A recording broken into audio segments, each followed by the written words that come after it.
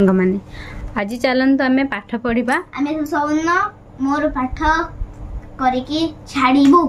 तो चलतु आज आम पाठ मोर गोटे वीडियो तो चलतु आज आम पढ़ा द्वितीय श्रेणी सामाजिक षष्ठ अध्याय उपासना पीठ षष्ठ अध्याय उपासना पीठ। तो चलतु आग पुओ को पढ़े दबा तापर ताको पचारिबा देखिबा से केते कोन मन रखुची। तो एबे सुनो आम देश भारत एक सौंदर्यमय देश। बगीचारे विभिन्न प्रकार भिन्न भिन्न रंगर फूल फुटिबा भली एठी अनेक भाषाभाषी वेशभूषा और अनेक संप्रदायर लोक बसवास करती। समस्ते निज निज धर्म और सांस्कृतिक कार्य को खूब आनंद उल्लास पालन करती।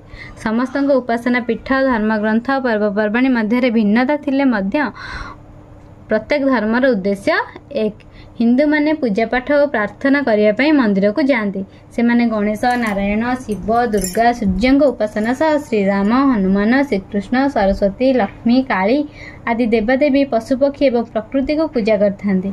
हिंदू मानकर पवित्र ग्रंथ मध्य वेद श्रीमद् भगवत गीता रामायण महाभारत उपनिषद आदि प्रधान। सेपरी मुसलमान माने पूजा पाठ और प्रार्थना करने मस्जिद को जाती। कुरान मुसलमान मानकर धर्मग्रंथ से माने अल्लाह कही ईश्वर को संबोधन करथांती। एमानक धर्म को इस्लाम धर्म कहुए। एमाने प्रतिदिन नमाज पाठ करती। तापरे ख्रिस्टियन मानकर पवित्र धर्मपीठ होउची गिरजा। से माने महापुरुष जीशु को प्रार्थना करथांती। से मानकर पवित्र धर्मग्रंथ होउची बाइबल। तापरे गुरुद्वार रे सिख माने पूजा पाठ और प्रार्थना करथांती। गुरु ग्रंथ बा ग्रंथ साहिब से मानकर पवित्र ग्रंथ। बौद्ध मान भगवान बुद्ध को प्रार्थना और पूजा पाठ करिथांती। बौद्ध माने पागोड़ा धर्म साधन करथांती। से मानकर पवित्र धर्मग्रंथ को त्रिपिटक कहुए। एहीपरि विभिन्न धर्मर लोके भिन्न भिन्न भाव निज निज उपासना स्थल रे पूजा पाठ पागोड़ा होची बुद्ध बौद्ध बौद्ध माने बुद्ध देव को पूजा करती। कौन पागोड़ा कहलु? पागोड़ा मु कहली हाँ बौद्ध माने पागोड़ा धर्म साधन करथांती। से माने कोन धर्म साधन करथांती? पागोड़ा। से माने पूजा करिया को जानती। धर्म साधन कहले हाँ पागोड़ा। एहीपरि विभिन्न धर्म लोके भिन्न भिन्न भाव निज निज उपासना स्थल रे पूजा पाठ और प्रार्थना करथांती।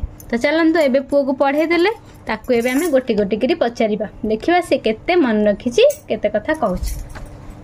तो चलतु प्रथम पचारिबा रामायण केउ मानकर एक पवित्र ग्रंथ? हिंदू मानकर। मुसलमान माने डैश कही ईश्वर को संबोधन करथांती? अल्लाह। ख्रिस्टियन मानकर धर्मग्रंथ कौन? ख्रिस्टियन मानकर ख्रिस्टियन बाइबल।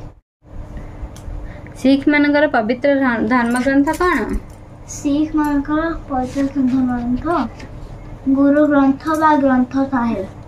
ख्रिस्टियन माने काहा को पूजा करथांती? ख्रिस्टियन माने काहा को पूजा करथांती? ख्रिस्टियन काहा को पूजा करथांती? ख्रिस्टियन केउ ठाकुर को पूजा करथांती? काहा को माने काहा को पूजा करथांती? यीशु कृष्ण। हिंदू माने हाँ हिंदू माने केउठी को पूजा करिया पई जाई थांदी? हिंदू माने मंदिर। वेद को केते भाग रे विभक्त कर जाईछि? 4 भाग रे। कोन कोन? ऋग्वेद सामवेद यजुर्वेद आ अथर्ववेद। मस्जिद को केउ माने उपासना करबा को जानती? मुसलमान माने। केउ मानकर धर्म को इस्लाम धर्म कह जाए? केउ मानकर धर्म को इस्लाम धर्म कह जाए? मुसलमान। अतल कहलु बौद्ध माने केउठी धर्म साधन करथांती? बौद्ध माने केउठी धर्म साधन करथांती? केउ धर्म साधन करथांती? पागोड़ा साधन। पागोड़ा। तांका धर्म ग्रंथ कौन बौद्ध मानकर? तांका धर्म ग्रंथ त्रिपिटक। से माने काहा पूजा करथांती?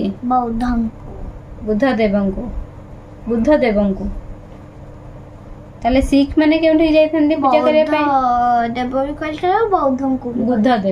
बुद्ध देव से बौद्ध माने बुद्ध देव को पूजा करथांती। बुद्ध कहल बौद्ध भी कहल। सिख मानके केउठी पूजा करथांती? सिख गुरुद्वार। ଖ୍ରୀଷ୍ଟିଆନ ମାନଙ୍କର ଧର୍ମପୀଠ କୋଉଟା?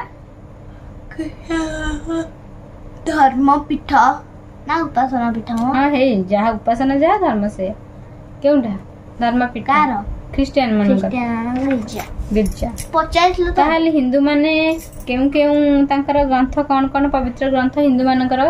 ବେଦ, ଉପନିଷଦ, ରାମାୟଣ, ମହାଭାରତ ଆଉ ଶ୍ରୀମଦ୍ ଭଗବତ ଗୀତା।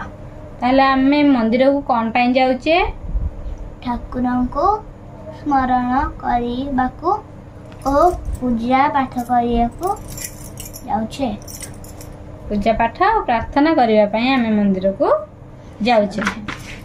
ତାହେଲେ କହିଲୁ କେଉଁମାନେ ପ୍ରତିଦିନ ନମାଜ ପାଠ କରନ୍ତି? ନମାଜ ପାଠ ମୁସଲମାନ। ବୌଦ୍ଧ ମାନେ କେଉଁଠାରେ ଧର୍ମ ସାଧନ କରିଥାନ୍ତି? ବୌଦ୍ଧ ମାନେ କେଉଁଠାରେ ଧର୍ମ ମାନେ କେଉଁଠାରେ ଧର୍ମ ସାଧନ କରିଥାନ୍ତି? କେଉଁଠିକି ଯାଆନ୍ତି? ଯାଆନ୍ତି ପୂଜା କରିବାକୁ ବୌଦ୍ଧଙ୍କ ପାଖ। ବୁଦ୍ଧଦେବଙ୍କୁ ପାଗୋଡା ଧର୍ମ ସାଧନ କରିଥାନ୍ତି। ଏଠି ଲେଖା ହେଇଛି ନା ବୌଦ୍ଧ ମାନେ ପାଗୋଡା ଧର୍ମ ସାଧନ କରିଥାନ୍ତି ସେଇଟା। ଶିଖ ମାନେ କେଉଁଠାରେ ପୂଜା କରିଥାନ୍ତି? ଶିଖ ମାନେ ଗୁରୁଦ୍ୱାର। ତ ସାଙ୍ଗମାନେ ଆଜି ପୁଅର ଉପାସନା ପୀଠ ପଢେଇଲି ତ ପୁଅ ପୁଅ ତାର ଆନ୍ସର ଦେଲା। ତ କାଲି ଆମେ ଆଉ ଗୋଟେ ବିଷୟ କଣ ପଢିବା ବିଜ୍ଞାନ ପଢିବା କାଲି। ତ ଚାଲନ୍ତୁ ଆଜିର ଭିଡ଼ିଓ ଆପଣମାନଙ୍କୁ କେମିତି ଲାଗିଲା ଆମକୁ ନିଶ୍ଚିନ୍ତ କମେଣ୍ଟରେ ଜଣାଇବେ। ଯଦି ଭଲ ଲାଗିଥିବ ତାହେଲେ ଲାଇକ୍ କର। ଲାଇକ୍ କମେଣ୍ଟ ସବସ୍କ୍ରାଇବ ସେୟାର କରିବେ କରିବାକୁ ଭୁଲିବେ ନାହିଁ।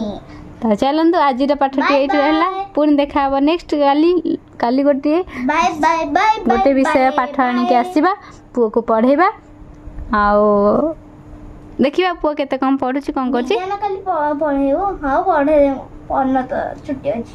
ହଁ ଚାଲ ଯାହା ପାଠ ପଢିବା ଏଇଥିରେ ସବୁ ରେକର୍ଡ ହବ। ତ ଚାଲନ୍ତୁ ଆମେ ଆଜିର ପାଠ ବିଷୟଟିକୁ ଏଇଠି ରଖିବା। ନମସ୍କାର।